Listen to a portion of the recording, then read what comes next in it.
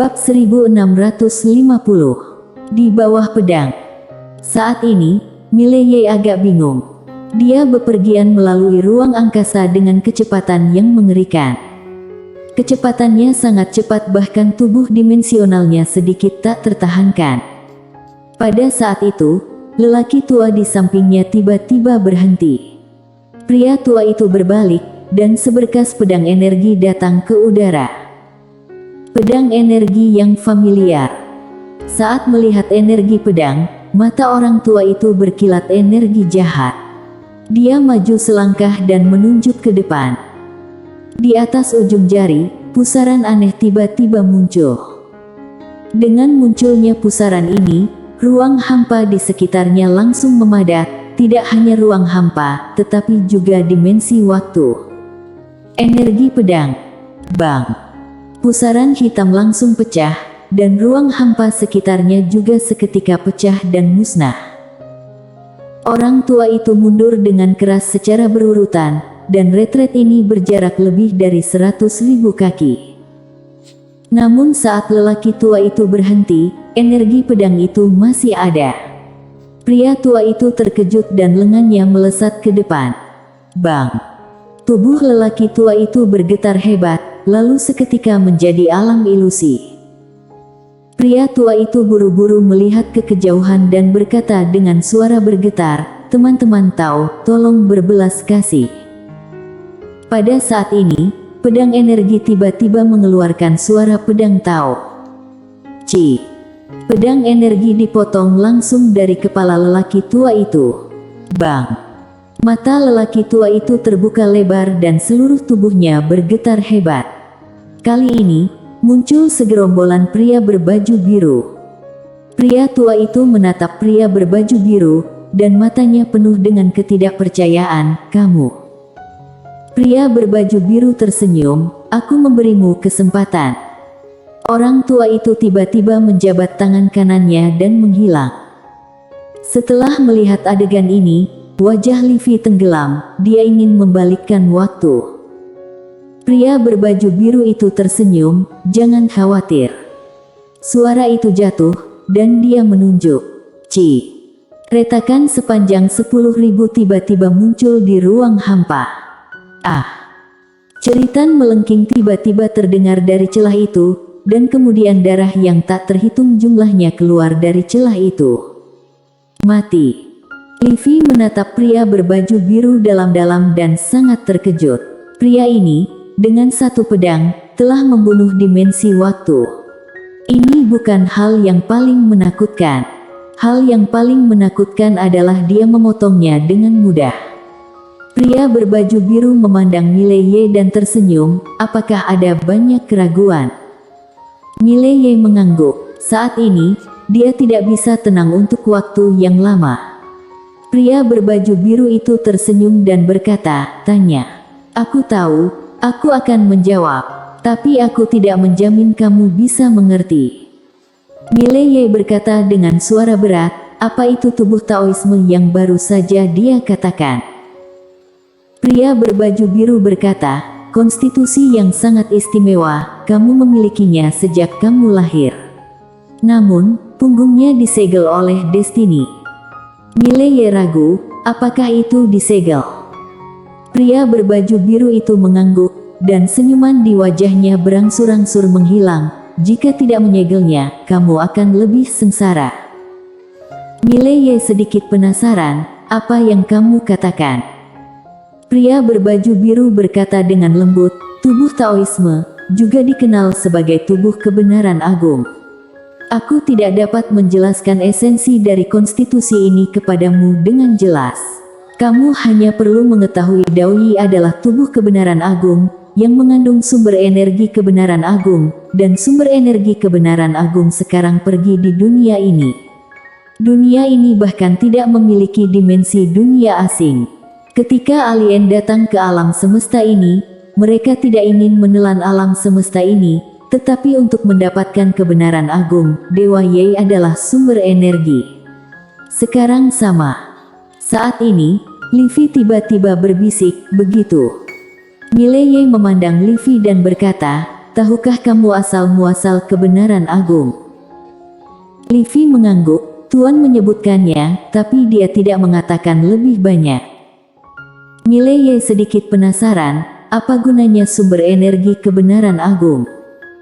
Pria berbaju biru tertawa, terlalu banyak kegunaannya, dan yang terbesar adalah dapat digunakan untuk menembus batas jiwanya sendiri. Mileye sedikit penasaran, menembus batas jiwanya sendiri.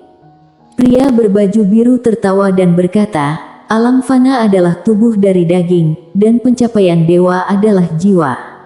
Tahukah kamu apa yang ada di atas jiwa roh Dao?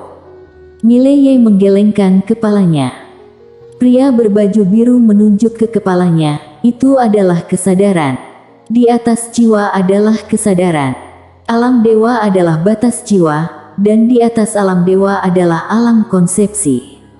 Yang disebut alam konsepsi adalah kesadaran, batas kesadaran. Alam terobos, kita dapat menjaga kesadaran kita dalam dimensi waktu.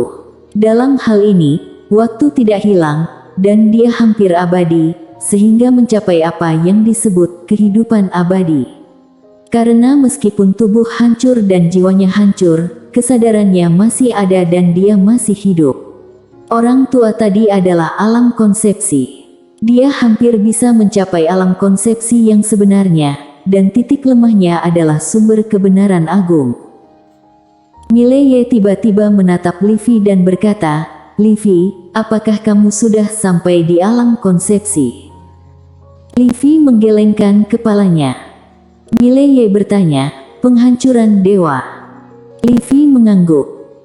Pria berbaju biru berkata, hukum alam semesta ini bukanlah satu-satunya penghancuran dewa oleh alam sederhana, karena pemahaman mereka tentang ruang dan waktu jauh lebih banyak daripada orang-orang di dunia ini.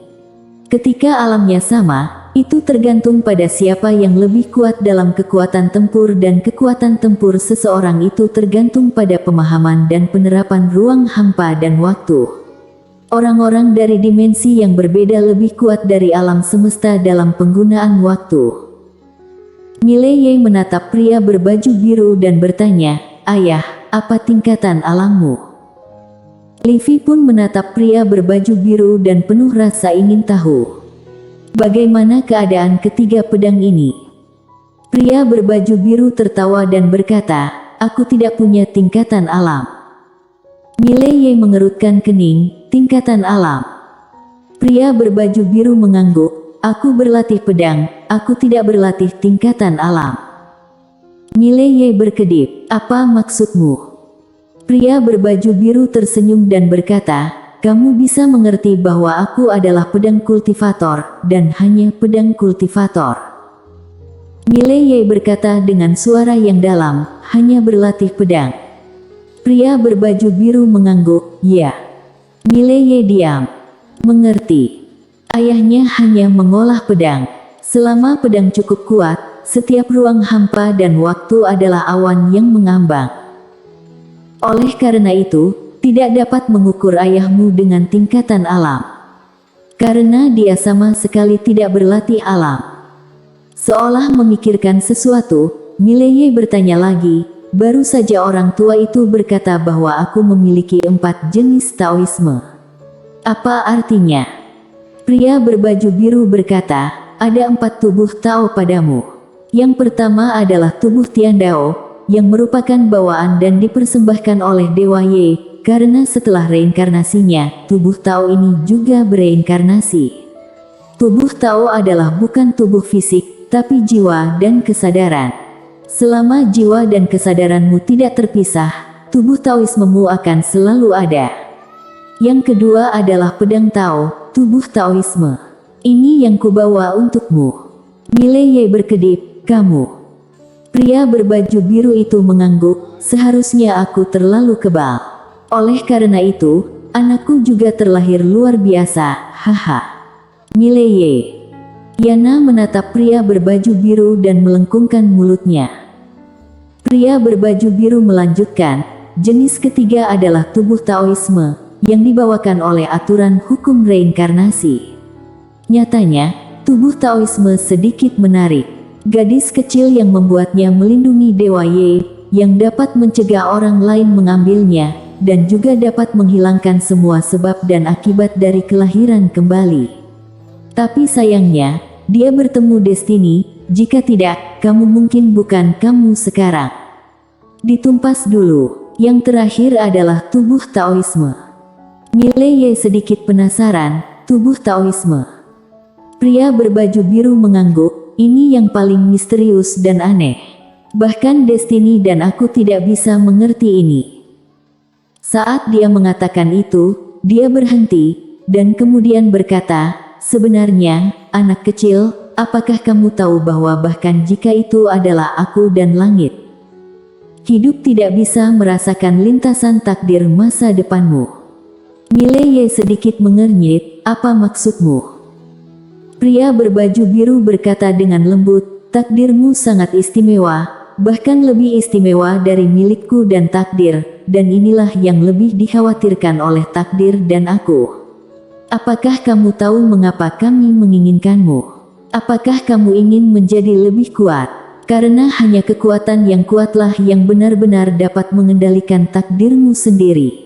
Sekarang kamu tidak dianggap menguasai takdirmu sendiri. Dari sudut pandang tertentu, takdirmu tetap dikendalikan oleh Dewa Ye dan pengaruh kami. Mileye terdiam. Ya. Bukankah takdirku saat ini dipengaruhi oleh Dewa Ye, Ayah dan Lydia? Dengan kata lain, takdirku sendiri dikendalikan oleh ayahku dan Lydia. Meskipun ini bagus, namun, itu adalah fakta bahwa seseorang tidak dapat mengendalikan takdirnya sendiri. Pria berbaju biru berkata lagi, aku kan tadi sudah bilang kalau aku sedang mencari seseorang. Ternyata yang kucari bukan hanya orang, tapi juga sebab akibat dan takdir. Mileye sedikit bingung, sebab akibat dan takdir. Pria berbaju biru itu membentangkan telapak tangannya, dan sebatang rumput muncul di tangannya. Pria berbaju biru memandang Mileye, rumput ini akan layu, kan? Mileye mengangguk. Pria berbaju biru berkata, ini takdirnya. Dari tumbuh menjadi layu, ini jalur takdirnya. Dan kami tidak bisa merasakan jalur takdirmu, itulah yang kami khawatirkan. Karena ini itu berarti bahwa masa depanmu mungkin tidak berada di bawah kendali kami. Dengan kata lain, takdir masa depanmu akan berada di luar kendali kami, dan saat itu, semuanya akan sangat menyusahkan. Mileye berkata dengan lembut, aku mengerti sedikit. Pria berbaju biru melanjutkan, dia dan aku masih bisa menekan beberapa hal, tapi kamu membuat kami merasa berbahaya. Ketidakpastian masa depan membuat aku dan dia sedikit khawatir. Lagi pula, dia dan aku tidak benar-benar maha kuasa, terutama beberapa hal tidak dapat diselesaikan dengan kekerasan. Mileye sedikit mengernyit, aku membuatmu merasa berbahaya. Pria berbaju biru mengangguk, dan senyumnya berangsur-angsur menghilang, tepatnya, masa depanmulah yang membuat kami merasa dalam bahaya. Tahukah kamu apa yang paling mengkhawatirkan aku dan dia? Mileye menggelengkan kepalanya. Pria berbaju biru menatap Mileye, siapa sebab akibat terbesarmu sekarang? Ini aku dan dia. Kami berdua adalah karma terbesarmu. Namun, kami khawatir bahwa ada sebab akibat yang lebih kuat dalam dirimu. Mileye berkata dengan suara yang dalam, sebuah karma yang lebih kuat, sebuah karma yang lebih kuat darimu. Pria berbaju biru mengangguk, kamu memiliki karma dan takdir terkuat di dunia. Tapi dia dan aku bisa memotong karma kita sendiri dan mengendalikan takdir kita sendiri. Nasib, nyatanya, kalimat ini tidak benar, karena bahkan dia dan aku tidak dapat mengatakan bahwa kita dapat sepenuhnya mengendalikan takdir kita sendiri. Karena masa depan tidak diketahui, dan tidak diketahui berarti semuanya mungkin. Mileye sedikit bingung, sebab akibat, hukum sebab akibat yang dibuat oleh Dewa Ye waktu itu. Pria berbaju biru menggelengkan kepalanya dan tersenyum, pemahamanmu salah. Karma tidak diciptakan oleh Dewa Ye, termasuk yang disebut takdir, ini tidak diciptakan olehnya. Dia hanya satu yang memiliki pemahaman tertentu tentang karma dan nasib, dan kemudian menegakkan ketertiban di dunia ini menurut pemahamannya sendiri. Jika dia benar adalah ciptaan nasib dan karma atau dia tidak akan kehilangan dirinya. Sebab dan akibat dan nasib, mereka benar-benar ada, kamu bisa merasakannya, tetapi tidak dapat menemukannya. Sama seperti rumput kecil yang akan layu, mengapa layu? Apa yang terlibat di dalamnya tidak dapat dijelaskan dalam beberapa kata. Mileye menggelengkan kepalanya dan tersenyum, rumit. Pria berbaju biru tersenyum dan berkata, bagimu sekarang, reinkarnasi karma, ini pasti sangat rumit. Saat dia berkata, dia menepuk bahu Mileye, sebenarnya, ayahmu tidak pandai dalam hal ini. Aku tidak ingin peduli tentang hal-hal ini. Jika kamu tidak bertanya padaku, aku tidak usah repot-repot menjawab pertanyaan semacam ini, itu terlalu membosankan. Aku punya pedang, siapa yang tidak bisa dihancurkan oleh pedang? Bersambung.